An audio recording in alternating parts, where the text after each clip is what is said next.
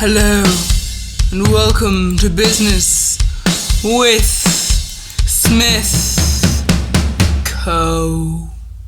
Hello, and welcome back to Business with Smith Co. Today we're going to be talking about Indigenous businesses. So, what exactly are an Indigenous business? What exactly is an Indigenous business? Apologies. So, an Indigenous firm is a company that is owned by,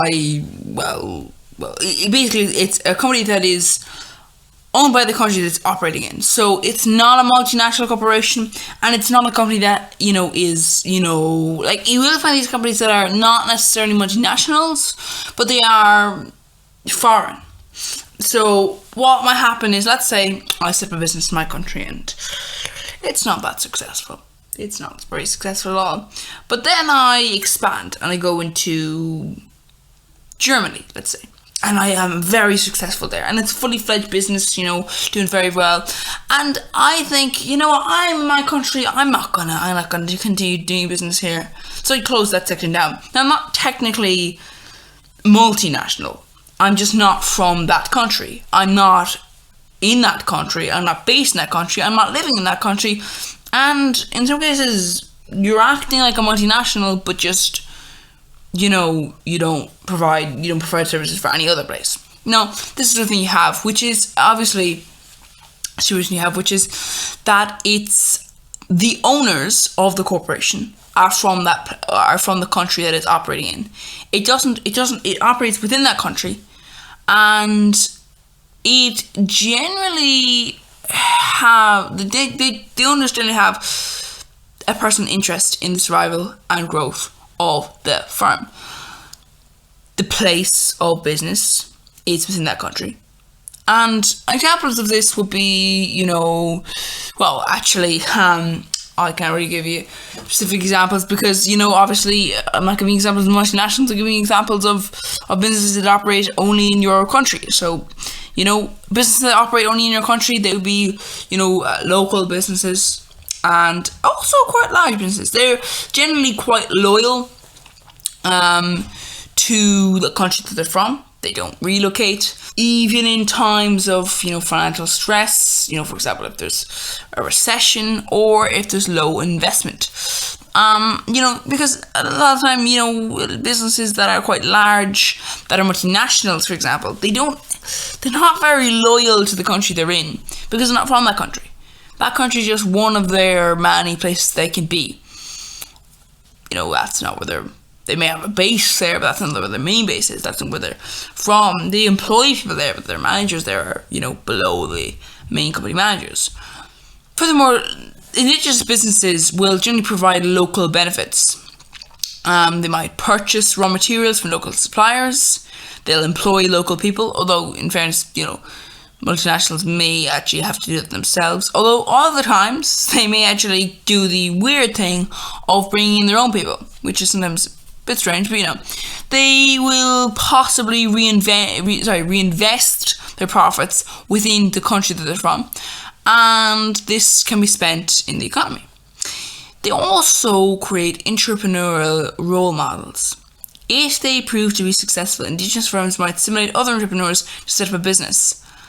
This generates a culture of local, industrial, and other, businesses such as services.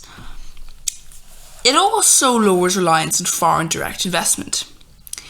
If a country has become very dependent on multinational corporations, for example, multiple countries have thousands, hundreds of thousands of workers, are employed by multinationals. If there are more Indigenous firms, they can be encouraged to, open up, and, it can help to remove the dependency on MNCs or multinational corporations. This is because of the fact that if you're a multinational corporation, you moving out could mean the loss of thousands of jobs. But that isn't you going out of business. There's no way to prevent you from doing that. You don't need financial aid. You don't need to, remove someone from your board. You don't need to have something like this. This is literally you still in business, still working fine, possibly making loads of bucks. You moving out is just what you're doing. If you're an Indigenous firm, however, moving out means dying in that country. You're cutting off your bridges, That's it. There's no more connection. You may not be successful. If you're not a multinational, an Indigenous firm is as well going to find it very hard to just cut off ties with their own country. They might cut off ties later on if they then become a multinational. But if they're not already one, then, Now, there's one more thing, and it's this. If you're an Indigenous firm, you are not in the country to have tax loopholes. You're not in the country to, evade certain things. You're not in the country. You're in the country there, and you're more likely to be less likely to be, taking advantage of the population and all these sort of things. And also, your profits, as I've said, are spent in the country. So in comparison to MNCs, you are better. So what happens is, if you replace MNCs, then that's very effective. However, do be aware, MNCs in your country, just because your business that is local doesn't mean you can compete with an MNC. Yes, people might prefer you, but the problem is, what happens if you are made an offer? What happens if an Indigenous firm is made an offer? Then what is it done then? Now, obviously, Indigenous firms are a thing that, it's one of those things that it oftentimes tends to affect in different ways, because obviously if firm is Indigenous to a country, then that country might prefer them to another business.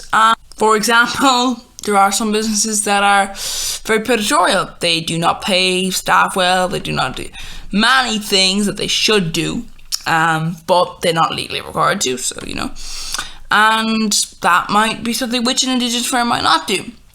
Anyway, so next time we'll be looking at the advantages of a private company limited by shares, and also the disadvantages and all sorts of things. Basically wrapping up this sort of topic section of, businesses and their different structures. So hopefully we'll see you next time. I know this video was a short one.